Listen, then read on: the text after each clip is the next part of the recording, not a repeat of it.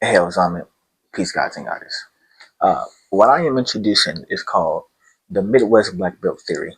Okay, this is essentially the same theory as the Black Belt Theory that states that we are to consolidate a lot of our population into states and territories in the South where we are already constituting a lot of the population.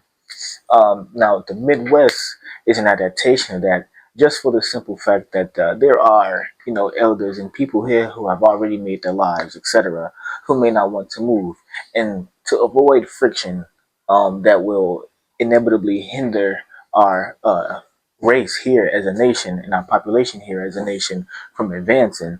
To avoid that argument, the Midwest Black Belt theory is that same theory, same blueprint, but for those in the Midwest.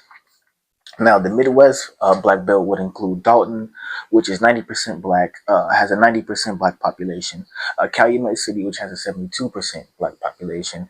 South Holland, which has a 80.5 black population, as well as Harvey, which has about roughly like 79, if I'm not mistaken. Uh, and this also includes Riverdale, places like Gary and Detroit, etc. But I am focusing mainly those within the Chicagoland because that is where I am based. Now, in order to achieve this, this is where we will be using what I call the Midwest vertical integration model. Now, to be clear, this is not a remake or a revision of Dr. Claude Anderson vertical integration blueprint in his book Powernomics, the National Plan to Empower Black America. This is applying that blueprint. This is the appliance of that blueprint. You understand? This is not a remake. So this plan is a direct response to the already occurring displacement and policy violence that has taken place upon the Chicagoland residents within these inner city black communities, such as Chicago, where I am at. Um, Now, in Chicago, a recent property tax bill has been imposed, and this property tax bill has increased residential property taxes by 16.7%, and of course, black communities were the one hit the hardest. West Garfield saw an increase of 133%. North Lawndale saw an increase of 99%, and Inglewood saw an increase of 82%. Okay, and this bill was simply introduced because the area labeled the Loop in here in Chicago, which is a high commercial traffic area, a lot of tourist activity, is downtown Chicago. For those of you who know Chicago, you know what the Loop is. Pretty much their land value is decreasing. So because their land value is decreasing, yes, our neighborhoods are the one that has to pay for it. That has to, essentially make up for them not being able to pull the end of the bargain. You understand? So this is a response to the constant displacement that we are facing. Okay, but this time the pattern is recognized. Okay, this time we are aware of how they play this game, so we are able now with this plan to essentially get ahead of the curve, you understand, or to play off the very displacement that has happened. As I have mentioned plenty of times, this is what other nations have done when the US has done these same type of things, but abroad. Okay? So, phase one, you understand? Phase one is called property and momentum. Okay? Now, in this phase, okay, we are focused on essentially moving with a pace, moving with a little pep in our step, in an unstable environment. Okay, places like Dalton and even Chicago, okay, Riverdale, Calumet City, these places are politically unstable. Okay, Chicago, very politically unstable. But the reason we are focusing on places like Dalton and Calumet City and South Holland is because these are smaller suburbs, you understand. For instance, Dalton has a low voter turnout, you understand. You only need a couple hundred votes to become or to take a seat in the local government offices within Dalton.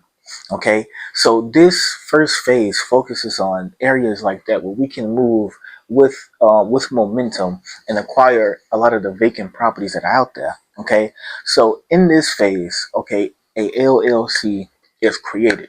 Okay, now before I go on, okay, no, I'm not one of those guys that's gonna be like, start your LLC, and then you go get you $1 million from the bank. Then with that $1 million, what you gonna do? No, okay. But we form this LLC first, okay, which is the first step, which is the first phase, okay. We form this because it can acquire land quickly, okay. It can hold titles and it can enter contracts, and it is also not bound by certain restrictions that comes with receiving donor money, okay. So pretty much with the LLC, in a time where a lot of these lands are vacant and investors are silently waiting on the outside to come and consume them. With this LLC, we can also partake in consuming, some of these vacant lots and lands, okay, and essentially begin to use them for our own development. Okay, see, the LLC is able to intervene with this process by buying these properties and land. Okay, the LLC can hold these assets and protect them while these same investors are lurking on the outside, waiting to develop and essentially gentrify the neighborhoods. Okay, right now, speed and survival is our tactics, and the window of opportunity is now. Okay, because when they begin to stabilize after all the unstable, acts that I am talking about in this current time, when they begin to stabilize, we will not have this chance to acquire this certain land and property again. Okay. Okay. Now there are three key advantages with starting out with an LLC. Okay. The first is parasale aggregation. Okay. This just simply means that we can own multiple addresses from multiple different neighborhoods. Okay. We can under one entity. Okay. As an individual, you can't necessarily do this. Okay. And it is very fragmented when you do this as an individual owner, when you own in certain lots individually versus being able to own them under one entity. Um, so what this creates is a recognized stakeholder, and in these cities and townships are no longer just dealing with an individual. When you form this LLC, they are now dealing with a central entity. Okay. With the right amount of land and property and ownership under the LLC, the city, when the city begins to talk about city planning, this corporation has to be involved in that conversation because of the certain strategic land pieces that are owned and how much of it is owned. Okay. Um, the second key factor is the intentional land control along specific routes. Okay, the LLC can over time buy along one street, preventing again predatory redevelopment such as gentrification. We can stop an Airbnb from being opened up in the middle of our residential neighborhoods and essentially raising taxes and raising property taxes and the market value. Okay.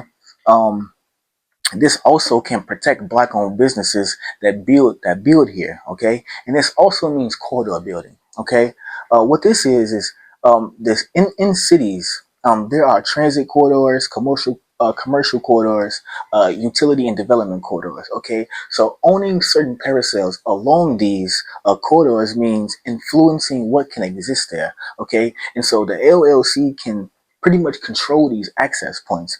And so a real lifetime example of this is the LLC owning paracels along along the street of Sibley Boulevard in Dalton. Okay, owning some paracels along 159th Street in Calumet City, and the Halsted corridor through Riverdale and Harvey that connects both. Okay, see, Sibley Boulevard, which is Route Illinois 83 in Dalton, is pretty much Dalton's main commercial spine. If you are from there, you know this is where all the stores are at. This is where the grocery stores are, all along this one strip. Grocery stores, clothing stores. You may even see the police station, the fire station. Everything is along this one strip. You understand? This connects not only those businesses, but it connects the business to the residential area because when you go further down the street, you have the actual Dalton homes that are living there. Um, and so, according to the PR News Wire, Dalton is struggling with the tax collections there, and it's about a 79% tax rate collection. Okay, so that same boulevard, Sibley Boulevard, is currently at risk of outside investors coming to buy in because of you see they just closed the bowling alley there in Dalton. So as we are seeing, they are pretty much closing things down, and outside investors are going to are going to start coming in to buy things. So the LLC controlling parasales along those streets can help shape the future of what they do with that land, and pretty much give leverage to the people of Dalton to negotiate better zoning laws, and pretty much create a economic anchor for the entire village of Dalton. Okay, the 159th Street in Calumet City is where the most traffic for a commercial corridor again. Controlling this is strategic again because it is going to create economic life for those in Calumet City. Okay, and this gives influence over the market when they begin to start to want to buy again. Now the Halsted corridor is very important because this very literally connects Riverdale to Harvey and outside. You understand? Controlling this is literally controlling the link between commerce, transit, and the residential area that is coming in and out. Okay, and what this will do is give us the strategic leverage of having such an important piece, holding such an holding land on such an important piece of the factor. You understand? And the last key is strategic placement of the zones. Okay, so if the LLC can buy property that's next to school zones and things of this nature, we can control what is being placed there. They have to consult us. You know what? This is what the whole LLC goal is. It is to change the terms of negotiation from just being simply being able to extract private wealth. When you are a private individual owning these lots and lands, they do not have to come to you with most of this. They can just find slick ways as they do to force you off the land. But when you are a corporation, they have to negotiate. You know, when you are an entity, okay. Now, phase two, okay, is legitimacy and protection. Okay, the first phase is simply acquiring. Okay, there will be a bit of negotiation, and it will be slightly tough because we are still under a corporation. Okay, but the first phase is strictly acquiring land at a rapid pace, or with a little pep in our step, as I like to say. But phase two is legitimacy and protection. So what happens in phase two is that the LLC still exists, but now we are creating a nonprofit and transferring the assets from the LLC to the nonprofit. The LLC just becomes a steward for the assets. It simply just holds them while we transfer them over. Now, the reason that this has to happen is because after we acquire the land, and we are doing so in such a rapid pace, you know that we are going to face backlash. But this is not going to come in an actual physical violent manner. This is going to come in zoning restrictions and all the other policy games that the city and that the local governments will play. Transferring this to a nonprofit protects us from these certain um, types of policy attacks. Do you understand? Um, this changes how the system is forced to react and interact with these land acquisitions.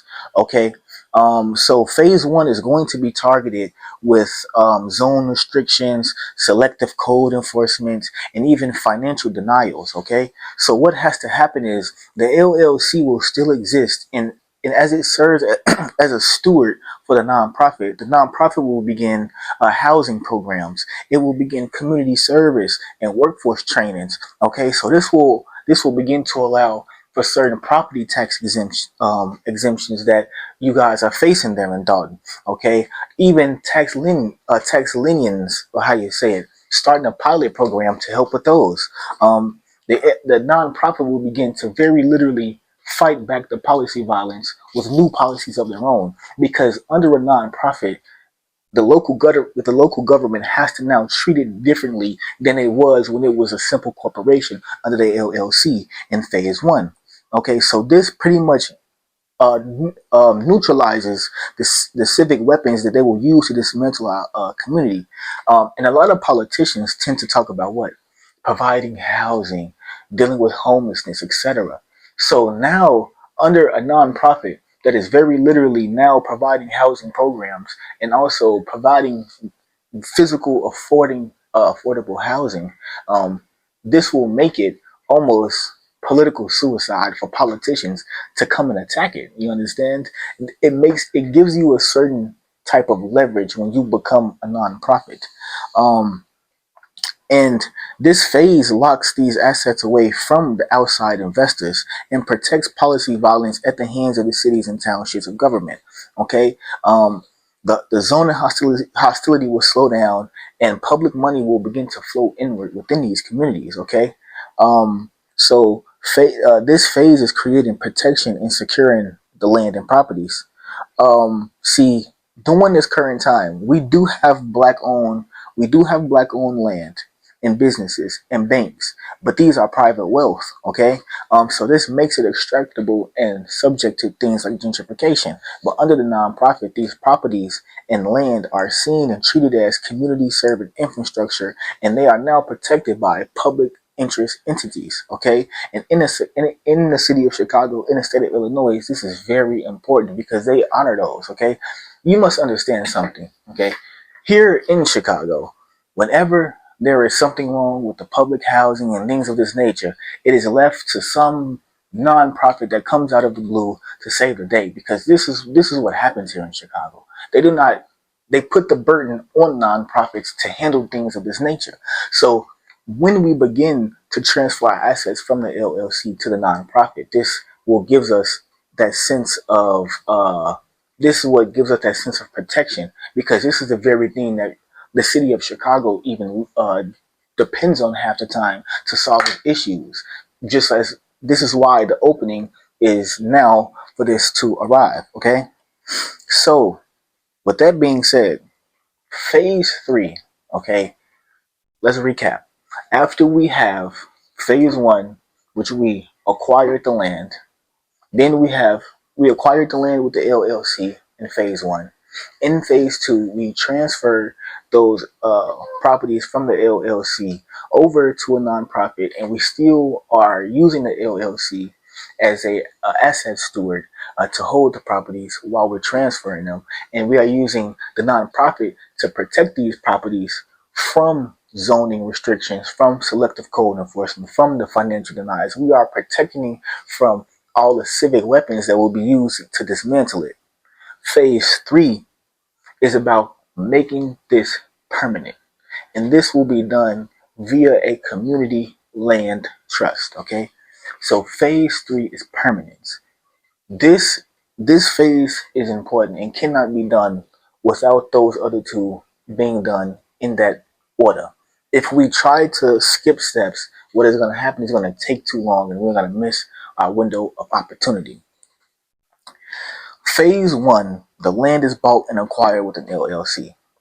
Phase two, the asset from the LLC is transferred to a nonprofit to protect it. And in phase three, the land is now redefined under a community land trust, and it is no longer treated as a commodity on the market. Okay, these properties are no longer seen as just lots to own, houses to own. These are now seen as community property. You understand? Community land trust holds the ownership of the land, and the residents own the buildings on the land. Okay, so a long-term lease is created between the community land trust and the resident in order to keep fair rates while also protecting the resident from the market. Okay, so when the market is raising prices on the outside, the rate that you are locked in with your community land trust does not change, which will inevitably a very low rate. It has to be a low rate because this is what the whole community land trust is designed to do. When you sell your property, you receive your initial investment plus a share of the appreciation of the property. Okay, so the initial money that you invested into the property, you are receiving, as well as a part of how much the property has appreciated. Because the whole point even if you decide to keep your property for generations, if you decide to keep it for generations, the rate does not change. It keeps it at a fair rate, and it keeps it within your family. You are able to keep it within your family. But if you decide to sell, it will guarantee that you actually see wealth versus a predatory investor company coming to consume it and giving you the lowest dollar that you can get. Um, your land is protected in the event that you choose to pass it down generations, and if you intend to sell it, you will inevitably build wealth. Okay. A community land trust is governed by a board of residents, the community, and essentially the public. Okay, this ensures that the residents' needs are the core focus as opposed to a profit-driven company. Okay, when the market is affecting individual homeowners, assets under the community land trust are creating a permanent, affordable housing that generations can enjoy. Okay, community assets as well as protected community assets are well protected and can become the focal point of development. Okay, so what that means is when we say community assets, we are talking community centers, we are talking things like churches, parks, things of this nature, but also we are talking things like urban farms, okay, and business spaces, and even environmentally friendly spaces. Okay, these type of places will be encouraged and and not just encouraged, but it will also be the focus point of what the reinvestment of the money that the community land trust is building should go towards. This is the whole point. This is where the money is going to be allocated. You understand? This is how we begin to circulate it. And so the phases that come after this, of course, is the banks and the credit unions, etc. But these first three phases are the only phases that I am willing to let the public know about, because these are the first three phases in which I need the public help building. Now, the first phase is the LLC, of course. So if you are interested in partaking in this, if you are interested in the idea of building a black belt in the Midwest, feel free to shoot me a DM. Feel free to reach out. Peace.